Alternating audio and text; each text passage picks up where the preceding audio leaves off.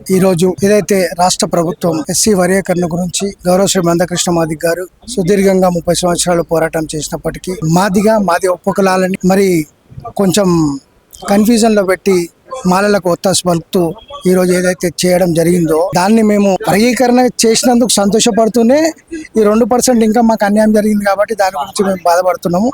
దానికి రేవంత్ రెడ్డి ప్రభుత్వం ఆలోచన చేసి ఏదైతే గౌరవ శ్రీ మందకృష్ణ మాదిగ గారు కొన్ని సూచనలు ఇచ్చారో దాన్ని బట్టి మీరు రాబోయే రోజుల్లో ఇది ఇంప్లిమెంట్ చేసే దిశగా తీసుకెళ్తారని చెప్పేసి మేము ఆశిస్తున్నాము.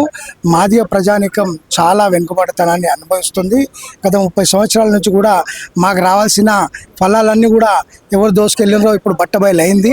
దాని అన్నింటినీ కూడా మీరు దృష్టిలో పెట్టుకొని ఏదైతే కమిషన్ రిపోర్ట్ ఇచ్చిందో మళ్ళీ పునర్సమీక్షించి మీ కమిటీ మొత్తం కూడా దీనికి న్యాయబద్ధంగా న్యాయం చేయాల్సినది మాదిగలకి మాదిగ ఉపకులాలకి న్యాయం జరుగుతుందని చెప్పేసి మేము ఆశిస్తున్నాము, ఆశపడుతున్నాము కూడా. పోరాటాన్ని దృష్టిలో ఉంచుకొని సుప్రీంకోర్టు ఏబిసిడి వర్గీకరణకు అనుకూలంగా తీర్పునిస్తే మాల సామాజిక వర్గం వ్యతిరేకించింది. దానికి నిరసనగా 1000 గొంతులు 1,00,000 డప్పుల మహా కళా ప్రదర్శనను గౌరవ మాన్యశ్రీ పద్మశ్రీ అవార్డు గ్రహీత మందకృష్ణ మాదిగన్న గారు పిలుపునిస్తే ఉమ్మడి 10 జిల్లాల వ్యాప్తంగా లక్షలాది మంది మాదిగలను డప్పులను తయారు చేసి మా ఆవేదనను తెలియజేసేటువంటి కార్యక్రమం చేపట్టేది ఉండే. అంతలోనే ముఖ్యమంత్రి గారు అసెంబ్లీలో ఏబిసిడి వర్గీకరణ బిల్లు ప్రవేశపెట్టారు. సరే సంతోషమే అని చెప్పి మేము ఆ కార్యక్రమాన్ని తాత్కాలికంగా వాయిదా వేయడం జరిగింది. అయితే ఏబిసిడి వర్గీకరణలో ఏకసభ్య కమిషన్ ఇచ్చినటువంటి నివేదికలో మాకు రావాల్సిన వాటా జనాభా దామాషా ప్రకారం 11% రిజర్వేషన్ రావాలి, కానీ 9% ఇచ్చి మళ్ళీ ఒకసారి మా మాదిగలను మోసం చేసిందని చెప్పి ఈ ప్రభుత్వాన్ని మేము నిలదీస్తున్నాము. మీరు చేసినట్టే చేసి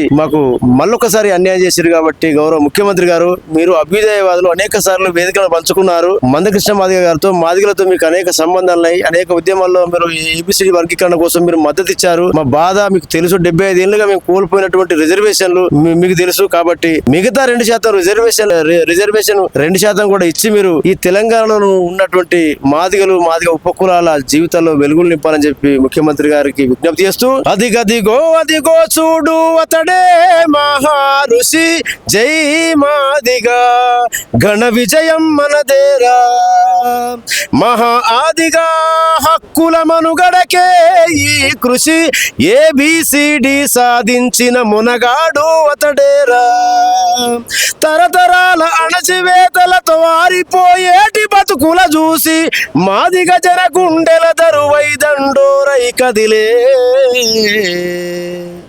అదిగదిగో చూడు అతడే మహా ఋషి జై మాదిగా ఘన విజయం మనదేరా జంబు ద్వీప ఖండ నేలిన ఆది జాంబవంతుని చరిత అనంతాలకే తొక్కి అంతరాలు పెంచిందెవరని హిందూ వర్ణ కుల వ్యవస్థలో అంటరాని వాళ్ళను చేసి హక్కులన్నీ కాల రాసిన దోపిడీ వ్యవస్థను గూల్చా మహాజనులనేకం చేసిన మహాగరుడు అతడు అదిగదిగో చూడు అతడే మహా ఋషి జై మాదిగా మంద కృష్ణ మాదిగా 30 ఏళ్ల పోరాటములో ఆటుపోటులెన్నెదురైనా మొక్కవోని ధైర్యంతోనే అడుగేసిన ఉక్కు గుండెరా కుట్ర కేసులెన్ని పెట్టినా ఎడమ కాలిగోటితో చెరిపి రాజ్యాంగ హక్కుల ద్వారా సమాన వాటా పంచాలని దిక్కులన్నీ అదిరిపడేలా జన ప్రభంజనం సృష్టించి ఎస్సీల వర్గీకరణ సాధించి తీరుతామని రాజకీయ ఎత్తుగడలతో రణం చేసినతడు